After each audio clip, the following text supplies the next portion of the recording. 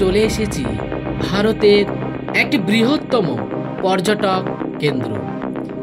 চলে এসেছি হাজারদুয়ারি প্যালেসে। এখন আমরা হাজারদুয়ারি প্যালেসের প্রথম গেটে প্রবেশ করব। হাজারদুয়ারি প্রাসাদ ভারতের পশ্চিমবঙ্গের মুর্শিদাবাদে গঙ্গা নদীর তীরে অবস্থিত।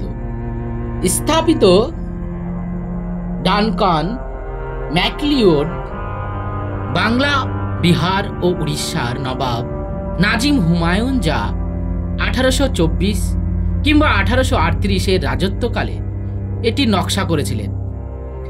1829 সালের 9 আগস্ট প্রাসাদের ভিত্তিপ্রস্তর স্থাপন করা হয়েছিল এবং পরের দিন থেকে এর নির্মাণ কাজ শুরু হয়েছিল। সেই সময় গভর্নর জেনারেল ছিলেন উইলিয়াম ক্যাভেন্ডিশ।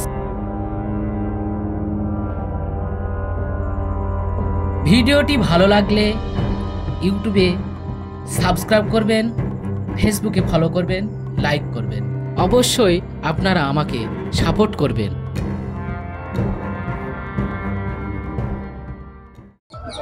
হ্যালো বন্ধুরা, আজকে আমি চলে এসেছি মুর্শিদাবাদের একটি ঐতিহাসিক বৃহত্তম পর্যটক কেন্দ্র হাজারদুয়ারি।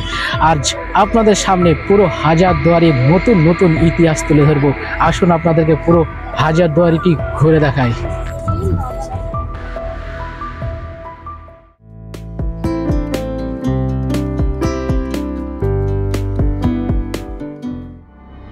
আমার সামনে যে ঘড়িটি দেখছেন পিছনে রয়েছে আমার, এটাকে পাগলা ঘড়ি বলা হয়। এই কারণে বলা হয় কারণ এই নির্দিষ্ট কোনো টাইম ছিল না, এর ইচ্ছা মতো টাইম দিত বলে একে পাগলা বা মেন্টাল, তাই এখানে নবাবরা তাকে সযত্নে রেখে দিয়েছে। আজও এই ঘড়িটি বিদ্যমানভাবে রয়েছে। হাজারদুয়ারি প্রাসাদ এখন মুর্শিদাবাদের সবচেয়ে দৃশ্যমান কাঠামো। এটি ভারতের একটি জনপ্রিয় পর্যটন গন্তব্য হয়ে উঠেছে। 1985 সালে আরও ভালো সংরক্ষণের জন্য প্রাসাদটি আর্কিওলজিক্যাল সার্ভে অফ ইন্ডিয়ার কাছে হস্তান্তর করা হয়েছিল। প্রাসাদের একটি সমৃদ্ধ ইতিহাস রয়েছে। মির্জাফর এবং তার রাজবংশ জেনারেল ডানকান ম্যাকলিওডকে প্রাসাদটি নকশা করার দায়িত্ব দেন। এটি 1837 সালে সম্পূর্ণ হয়েছিল। হাজারদুয়ারি কমপ্লেক্স একটি মদিনা মসজিদ, একটি নিজাম ইমামবাড়া, একটি ঘড়ি এবং অন্যান্য কাঠামো রয়েছে। সাধারণত ভারতীয় প্রাসাদগুলি তাদের শাসকদের নামে নামকরণ করা হয়। হাজারদুয়ারি নামকরণ করা হয়েছিল এর হাজার দরজার নামে। আমার পিছনে যে কামানটি দেখছেন, এই কামানটি অষ্টধাতু দ্বারা নির্মিত। তামা, রূপা, লোহা, দস্তা, সোনা, টিন প্রভৃতি দিয়ে এই কামানটি তৈরি, তাই আজও এখনো অমর হয়ে রয়ে গেছে।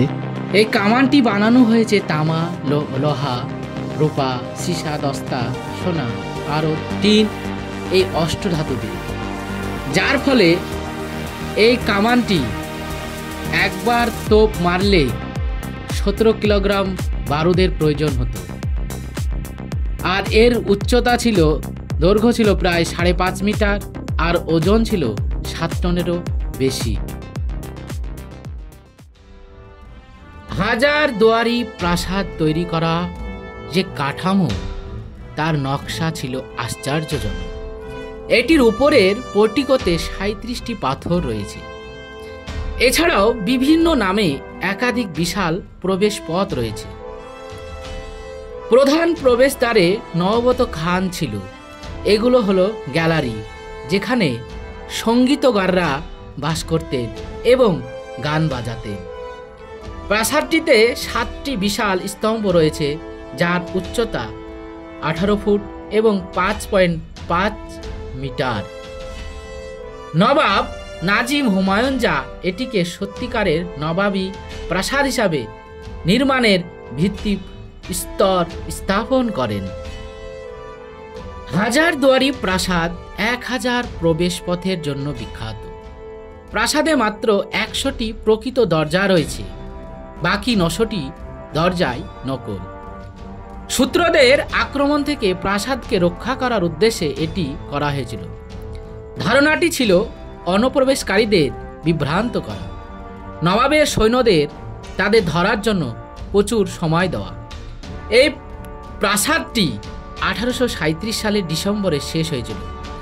প্রাসাদটি নির্মাণ করতে মোট খরচ হয়েছিল 16 লক্ষ স্বর্ণমুদ্রার। প্রাসাদটির উচ্চতা 80 ফুট, প্রস্থ 130 মিটার। হাজারদুয়ারি প্রাসাদের মোট 3টি স্তর রয়েছে। মুর্শিদাবাদের দুর্গের আদি অবস্থান ছিল কেলা নিজামতে। এটি বর্তমান হাজারদুয়ারি নামে পরিচিত।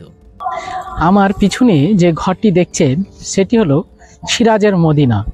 সিরাজের মা আমিনা বেগম মদিনা থেকে মাটি নিয়ে এসে এই ঘরটি তৈরি করেছিলেন বলে একে সিরাজের মদিনা বলা হয়। মহরমের দিন এখানে হাসান ও হুসাইনের মাতম করা হয় এই ঘরটিতে। এ হচ্ছে সেই সিরাজের মদিনা ঘর। আপনারা দেখুন ঘরটির ভেতরের।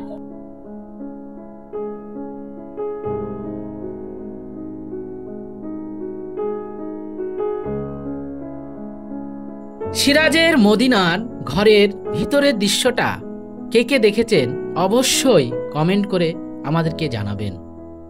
পুরো ভিডিওটা দেখতে থাকুন।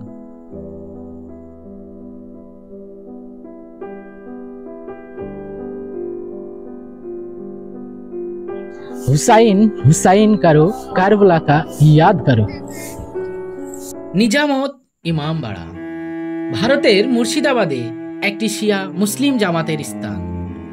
বর্তমান নিজামাত ইমামবাড়িটি 1848 খ্রিস্টাব্দে নবাব মনসুর আলী খান নির্মাণ করেছিলেন। এটি নবাব সিরাজউদ্দৌলা নির্মিত পুরাতন ইমামবাড়া। 1842 এবং 1846-এর আগুনে ধ্বংস হওয়ার পরে নির্মিত হয়েছিল।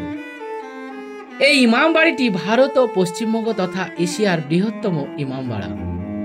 হাজারদুয়ারি প্রাসাদের ঠিক বিপরীতে এবং ভাগীরথী নদী থেকে মাত্র কয়েক ফুট দূরে অবস্থিত। এই ইমামবাড়িটি নির্মাণ করতে মোট খরচ হয়েছিল 6 লক্ষ স্বর্ণমুদ্রারও বেশি। এই ভবনটি 680 ফুট এবং 210 মিটার। হাজারদুয়ারির ভিতরের দৃশ্য তোলা পুরোপুরি সরকারিভাবে নিষিদ্ধ। মোবাইল নিয়ে যাওয়া যায় না, তাই আপনাদেরকে ভিতরের দৃশ্যটি দেখাতে পারলাম না। তাই আপনাদের সামনে কিছু কিছু দৃশ্যর কথা তুলে ধরলাম। হাজারদুয়ারির ভিতরে আজও অনেক জিনিস বিদ্যমানভাবে রয়েছে। যেমন রয়েছে একটি আয়না, যে আয়নায় নিজের মুখ দেখা যায় না। রয়েছে একটি কুমিরের কঙ্কাল। আরও রয়েছে নবাব সিরাজউদ্দৌলা ও বাকি অনেক নবাবের তরবারি, ইংরেজদের গাদা বন্দুক। এছাড়াও রয়েছে মির্জাপুরের ছেলে মিলনের সেই বাজ পাখি নিয়ে দাঁড়িয়ে থাকা মূর্তি। রয়েছে পুরনো যুগের সেই পালকি। আর মিডিল ঘরে রয়েছে বড় ধরনের একটি ঝাড়বাতি। ভিডিও আপনাদের উদ্দেশ্যে খুব কষ্ট করে বানাই। অবশ্যই আপনারা আমাকে সাপোর্ট করবেন।